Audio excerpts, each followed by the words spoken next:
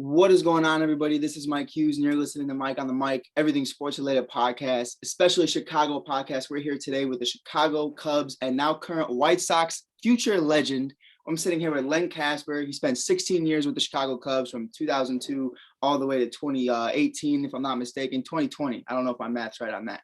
But now he's with the Chicago White Sox, an amazing play-by-play guy. Len, how are you? Thank you for coming on the show today.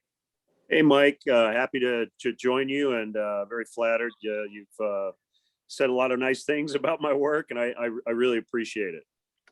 Yeah, man. So I wanted to ask you, from 2002 all the way to when you leave with the Cubs, you spend a lot of time there. And obviously, we're going to get into the White Sox and what led into that decision in a little bit. But throughout your time with the Cubs, you were there, you come in around the World Series time, and then a huge drought for a very long time. So I wanted to ask you, we always get the player's perspective.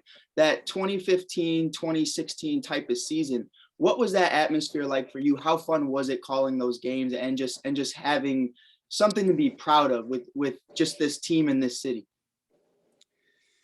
Yeah, actually, I got here in 05 and was the end of the era, and there were very high expectations. And remember, obviously, 03, and I happened to be with the Marlins at the time, and was at Wrigley Field for that whole series. But going through the Dusty Baker era, the Lou Piniella era, the Cubs won a couple of division titles, and then kind of that rebuild started when Theo Epstein took over, and to kind of see the thing from the ground floor up. 100 loss season, all the way to a World Series championship was really special and really neat. And I think it's the process and the path and the journey to get there that is really incredibly fulfilling. And I know we'll talk about the White Sox here in a second. And I kind of jumped on board, toward the end of that process for the White Sox to get really good. But I think I understood what it took for the White Sox to get where they are because I had seen what the Cubs had gone through. And then just, winning the World Series for the first time in 108 years is something that I think every really baseball fan, sports fan, not just Cubs fans, felt very deeply and understood how big a deal that was. And I think White Sox fans felt that back in 05, Red Sox fans in 04. So you've had several long droughts end here over the last 20 years, and it's been really cool to witness. Yeah, I truly agree with you. And it's one of those things, if you weren't from Cleveland or a fan of Cleveland, you were rooting for the Cubs. And I think anybody can safely say that. I know I have a lot of buddies. I was, 16 years old at the time. I'm turning 22 now. So you look at it from that perspective of how much time has passed. And I watched that White Sox rebuild amusingly. And I feel like it was so much, I don't know if you agree, but it was a little bit different than the Cubs traditional rebuild in a sense of they did what the Cubs current rebuild now is. I felt like it was more trading than really developing guys and just hoping you hit. They had a lot of guys, Sale, Eaton, and so many others. But before we get into the White Sox as a whole, I want to ask you, with this current rebuild for the Chicago Cubs, or retooling, I guess you could call it that, because, you still got Kyle, you still got Wilson. We'll see what happens with Wilson, because apparently they're shopping him, but we'll see. So when you look at this rebuild, though, and the way they handled it, do you see this being a short-term kind of retooling rebuild? Because the prospects we got back, I'm really close with Brennan Davis too, a prospect they already had. They're pretty solid. Pete Crow Armstrong, Nick Madrigal is coming back. And you can also, in free agency, we have the amount of money. Who knows if we'll spend it? But to acquire a couple nice arms and probably a Trevor Story, Chris Bryant type guy. So how do you view that? And what do you think about like long-term for the Cubs? Do you see them coming back within 2 years, or would it be more of a 3-5 year? It's a great question. The great thing about baseball, Mike, is it's really hard to predict the future, but the Cubs are in good hands. And, these are questions obviously for Jed Hoyer and their front office. I can only speak to what I witnessed when I was there, and it's a very smart group. I think they have a great manager in David Ross as well. You mentioned Brennan Davis. I got a chance to see him just a little bit last year in 2020, and I think he's got a chance to be a keeper. And obviously, I having spent some time around Nick Madrigal and Cody Hoyer, two really good young players. I think Madrigal should be the Cubs' everyday second baseman for a long time to come. And Cody Hoyer's got a great arm, Yeah. wonderful guy, and I think has closer stuff. So, when you make trades like that, you certainly hope that it works out for both teams. And you mentioned the trades the White Sox have made. You want to hit on as many of those as you can, and that's why you make a lot of them. Right. And that was one of the things I felt, first off, to touch on the Brennan thing. Brennan, I don't know if you've gotten a chance to speak with him, is one of the most humble guys I've ever met. Like, he reminds me so much of a young Chris Bryant in that sense of, I don't care about winning, all-star MVP at the minor league game. I don't care about any of that. I'm just caring about every single day getting better. He's one of those guys you really want to look forward to seeing, because you get those cocky guys out there, and you don't have a lot of leaders other than Wilson and them. So you want someone for the future. So I'm really excited about that. And with Nick, I feel like Nick's game I played as high as high school baseball, so I can't really speak on, how much power really does matter, because we had pitchers raking, but it's one of those situations where I think you're batting over 300 consistently every season. If he remains healthy, I see no reason why he's not your everyday second baseman. I like the idea of the Cubs getting Trevor Story, but with Nico Horner's defense and with Nick Madrigal being his own, we all know Ed Howard's down there somewhere waiting for his day to come up. I really don't think you should spend that money on them. But to tie in to everything, with the White Sox, you transition to the Chicago White Sox. And I just wanted to know, we don't have to go in complete detail. Your business is your business, but what led into that decision? And for you, how excited are you about this team? You kind of don't have to sit through the crappy times. This team is ready to win now. So what's that been like for you so far? Well, I just had one of the most fun years that I've had in this business. Obviously, when you make a move like this, doing what I do, you don't make the move based on anything other than your personal situation in terms of your career. I grew up wanting to be the radio voice of a big league team. Right. The opportunity ended up being in television, which I don't regret at all. And I've had a wonderful time on television, but you get to a certain age, and I just turned 50, that you want to cross off all the boxes, and, right, to have the opportunity to stay in Chicago, to do radio on a full-time basis.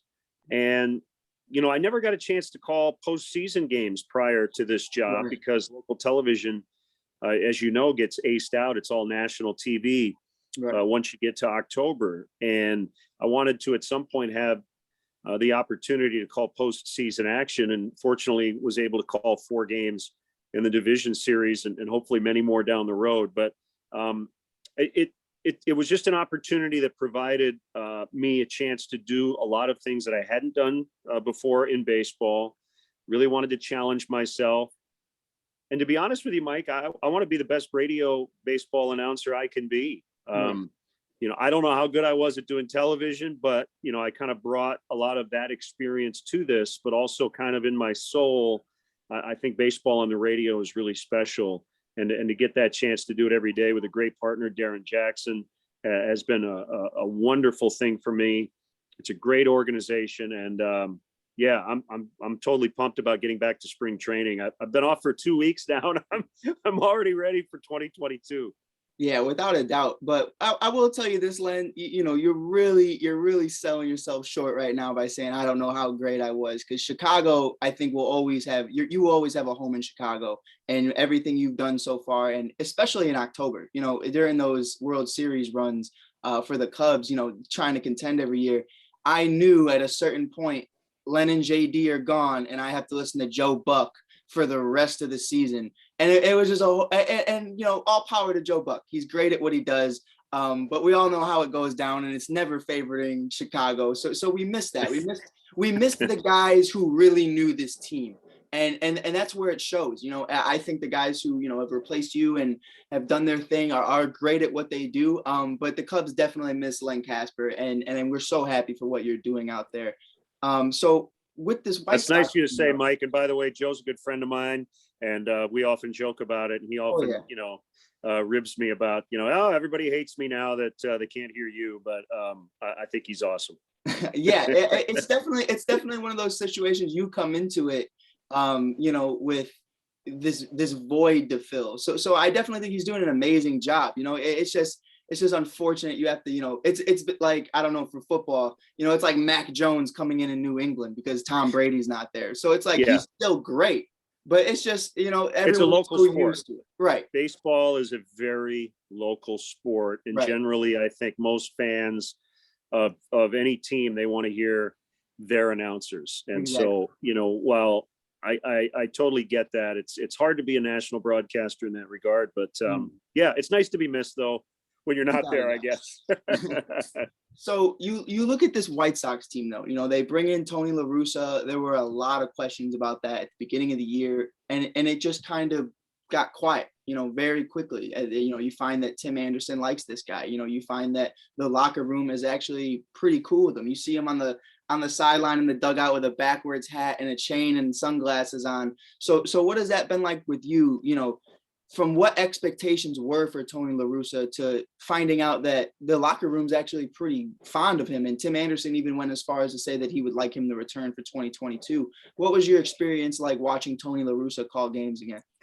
One of the great thrills that I had in 21 was as the radio voice of the team, being able to manage it every day. And so that gave me a lot of access to a Hall of Fame manager, and not a future Hall of Famer, a literal a definite already. Right. Yeah, already in. And the three oldest managers in Major League history were Connie Mack, Jack McKeon, and Tony LaRussa. And I've had a chance now to work with two of those three. I was with Jack in Florida back in the early 2000s, and now with Tony. And he treated me amazingly well. And, we become close. I've learned a ton of baseball from him. I thought he did a great job with the clubhouse and getting to know his guys. And he came in and told Jose Abreu and Tim Anderson, this is your team. And I'm here to, this team is set, and I'm just here to try to not screw it up. I think that was his main goal coming in, is just to make sure that they continued the vibes from the previous season. And they did. And I think Tony deserves a lot of attention for the manager of the year in the American League. When you think about all the injuries they went through with Robert, it was insane. Yeah, and Jimenez, and then Grandal. The fact that they not only kept their head above water, but basically had a double-digit lead for 5 months out of the year, speaks to how great a job he did. So it was a team effort. It was a great year, and I have nothing but great memories. It's funny. You're always disappointed, Mike, when you bow out of the postseason, especially early after the division round. But the 107-win Giants, the 106-win Dodgers, the 100 victory Rays, they're all at home as well. It's a very cruel month of October. And, it is. Credit to the Braves and Astros. They've been the hottest teams, and that's why they're still standing. And I will say this, I know I'm just a kid from Chicago, but I've been watching it for a very long time. And why I felt like the Cubs were ready to win the World Series in 2016 was because of that playoff experience that was unexpected in 2015. And I feel like that's what the White Sox lacked the most. I feel like now that they have a taste of that, it changes everything, because people forget, 2015, all the way from wild card to, I know we got swept, but it's still NLCS experience for the Cubs. I feel like that goes a lot into playing into a deep October postseason. A lot of these guys prior to Dallas, and Dallas wasn't even on the roster, which we could talk about that later, or we could not. It's $18 million. It wasn't on the October list, which is crazy. But, besides a few of those guys, you really don't have a lot of experience in the playoffs. And you're going up against an Astros team with, I know everyone listening right now, whether you hate them or you love them for what happened, they definitely have played in October. They know what it's like to be at the end of the road. For that, going into the 2022 season, I truly do feel like, you switch up this, pitching situation just a little bit, just a little bit, because I think they're solid. But you definitely do have to figure that out. Once they do that, your right fielder, your second baseman, get all that acquired. I definitely think this team is ready to make a deep run. And I think Len Kasper is definitely going to be able to call a few more games going into October. What would you say going into next year is the real expectation for the Chicago White Sox? Well, I think, those are great questions for the front office in terms of what the winter will look like. I am so excited about spring training, as I said, and getting things going. And I will just go back to your point about postseason experience. Yeah. I don't know if we know how important it is, but I would just say this: it can never hurt, right? I'm sure there are examples in the past of teams that have had a lot of players without a lot of postseason experience, and they found a way to get it done. But I guess in the end, you'd rather have it than not. And, I'd be curious to hear from players down the road what the experience in 2021 felt like, because 2020, it was weird. It was weird. You're playing in an empty ballpark. And while there's definite adrenaline because of what's on the line, I think once you put 40,000 people in the ballpark, it really changes things. So I think that atmosphere and feeling that pressure on a daily basis over the course of a week here to start October for the White Sox, I cannot imagine that it'll be a negative in any way, and should be a huge positive. And how about Tim Anderson's series, man? It's like, oh man, he can roll out of bed and notch 3 or 4 hits. It's pretty incredible to watch. Yeah. So we're talking about that though. For me, I'm looking at it like this, and you can tell me if I'm wrong. I think personally, in my own opinion, I've seen you call for Rizzo, Baez, Bryant, all the way down the line from early 2000s to now, and Tim Anderson, and even an MVP and Jose Abreu. But I'm thinking, this is just me, the greatest player Len Kasper has called for that he's been a part of that team with, I think potentially could be Luis Robert. I definitely think this guy could be the real deal if he remains healthy. It's been his problem all the way from minor leagues to now. How do you feel about him, and what do you see watching him play every day? Boy, that's an intriguing point that I've never been asked about. It's a great question. The best player on any team I've ever called games for. There have been a lot of really good players, and I agree with you. I think Luis Robert has the potential to be a superstar, perennial all-star, obviously Gold Glove, but also MVP type candidate. Right. The bat to ball skills are excellent. Strikeout rate went down. Still very aggressive in 2021. The hip flexor, knocked him out of action for quite some time. But I'm with you, Mike. I think you hit on a really intriguing idea about Luis Robert, and the sky's the limit for him. And I can just tell you, man, he is fun to watch. I love watching him roam in center field. He gets great jumps.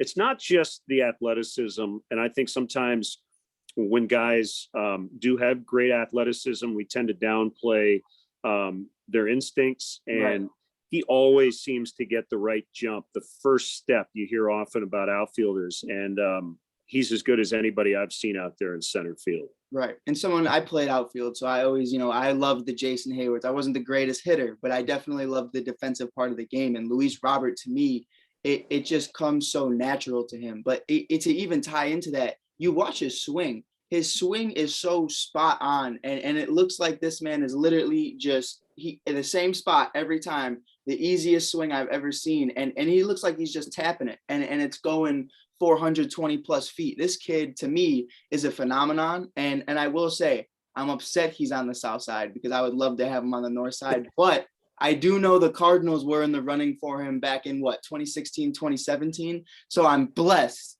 to the fact that he's on the south side and at least repping Chicago at the same time. Mike, we always have room for you on the bandwagon. You're welcome to root for both teams. They're in different leagues, so I know you can root for the Cubs and White Sox to make the World Series, but we've got room. We've got room. I think my pops would definitely not be a fan of that. But I look at it like this. I know it's just a podcast, and it's not as huge as I'd like it to be right now. But being able to cover both teams, I definitely rooted for the White Sox the entire way, because it's not only good for me, but it's good for the city. And to tie in, I don't want to keep you too long. I got one follow-up question for you. We talk about the city as a whole, and what the Chicago Cubs World Series meant for them. And when you think about that core in Chicago for the Cubs on the north side versus this core right now, what would you say is the similarity to it? Because throughout the year, I don't know if it's just me, the Field of Dreams game really gave me 2016 vibes for the Cubs. And it's that vibe that, like, this team is having fun. This team feels like they're connected. They're together. You bring in guys like Kimbrel, you bring in others as well. What do you think the comparison is? And would you say that this team gives you that type of vibe? Yeah, I think it's easy to compare teams in the same city, especially with the recency bias of the Cubs World Series win. But I think every team is different. I do agree with you on the chemistry part that these guys get along famously, and all love each other and love having fun. The one guy I want to mention is Jose Abreu. Before we finish, I knew he was a great hitter. And I knew he was considered a leader. I had no idea how good he was defensively. And he had a Gold Glove caliber year. That's number one. But number two, Mike, I don't know if I've been around another guy who is as impressive in terms of how he goes about his daily business as Jose Abreu. There were many moments this year where he could have ended up on the injured list for 10, 20, 30 days. Right. Remember the collision he had with Hunter Dozier? He had to slide at home plate, really badly damaged his ankle, got hit by like 25 pitches, typically with fastballs in the ribs or on the elbow. And he never flinched. And I just think that at the end of the day, Jose and Tim Anderson are kind of the heart and soul of this club. And those two guys were just such a joy to watch. And I'm very lucky that I get to not only watch those guys on a daily basis, but get to know them a little bit off the field as well. Jose is just a gem. And, I know statistically it wasn't the year that he had last year, but he's clearly the MVP of this team. Yeah. And I think you brought up a funny part that I actually forgot to touch on. I got a lot of White Sox buddies down here and a lot more than usual because of the year they had. But, they're all, and they rightfully should be. I'm not saying they shouldn't, but they're all complaining about, Jose Abreu getting hit by pitches as many times as he does. And here's me at the bar chilling in my Anthony Rizzo jersey, just laughing because I remember how many times we used to do that about Anthony. And then it becomes so normal after a while. And my thing is, I don't understand why Jose Abreu is getting hit. I watch Anthony Rizzo, he bats very close into the box, and that's completely understandable. He even kind of digs that elbow a little bit down, kind of asks for it. But for you, what goes into that? Do you think some of those were, intentful and intentful minded? Or would you say that just happens and that's just baseball? Yeah, I don't know. It's a great question. I mean, clearly teams want to pitch him in. I think there were times when it got a little egregious, and when you do pitch in, you got to make sure that you don't hit guys. But there may be some guys who are okay every once in a while, hitting a batter or two. There is an intimidation factor in this game, but as I said, Jose will not be intimidated, and I don't think it changed his approach at all. And I would say the same about Anthony. I've known Riz for forever, and he's a very similar type player in terms of his mindset. So, I've been really lucky, man. Those two first basemen and Derek Lee back in the day. Oh man, you've been living it up. I've been around some of the greats. I was thinking about the shortstops that you've been covering. You got Starlin Castro, Javier Baez, Addison Russell, Madrigal somewhat, and then now Tim Anderson and all these other guys. Len, you're living it up. You're living it up without a doubt. I'm a lucky man. I'm a very lucky guy. But the final question for you, and now I know this is a little bit jumping on you, and you could be very vague with it, or you could go in and you can have the floor and it's all yours. 2022 Cubs offseason. From your perspective, not from a GM, what you would like to see. Do you bring back any of Rizzo, Bryant, Baez, or do you go a different route and maybe grab two ace type pitchers? There's a lot in this free agency. Do you go after Trevor Story, or do you try to grab one of the core guys? Well, I try to stay away from those types of questions just because I'm not smart enough to know all the answers. Right. As I said, I think the front offices for all these teams know a lot more about it than I do. I was happy for all the guys who ended up in playoff scenarios. Right. In particular, Which was Chris Bryant, the majority of them. Yeah, KB got traded obviously right close to the deadline. Right. I will just tell you this, Mike. I'll be very curious to see where all those guys end up. And, I think especially for Chicago fans, and this, once a Sox, always a Sox, once a Cub, always a Cub. Mm-hmm. And no matter where those guys all end up, I think they'll always get a standing ovation when they return home. Without a doubt. I remember I was at KB's first game back, and I saw him crying, and I saw the whole ceremony they had for him, and what this guy did in the outfield, did not get talked about at all on TV. And I think that bothered me so much. This guy, every single inning, he goes out to the outfield and he's throwing balls and he's playing catch with all the kids in the outfield. And he's having so much fun. And it was just one of those rejuvenating feelings, because for us in Chicago, for Chris, that's great. You're coming back home, you're on a great team. We were crushed, like we're seeing Chris back, and we got nothing to look forward to. So to see him still loving the city, still loving the fans, it was huge. But Len, I do want to say thank you for coming on the show again. It's a true honor to speak to you again. You are a Chicago legend forever. I don't care if you think you aren't or not. You definitely are, and it was a true honor talking with you today. Hey, Mike, thanks for having me on. I really appreciate it. Good luck with the podcast. Thank you guys for listening. This is Mike Hughes from Mike on the Mic. Peace out. Thank you, Len.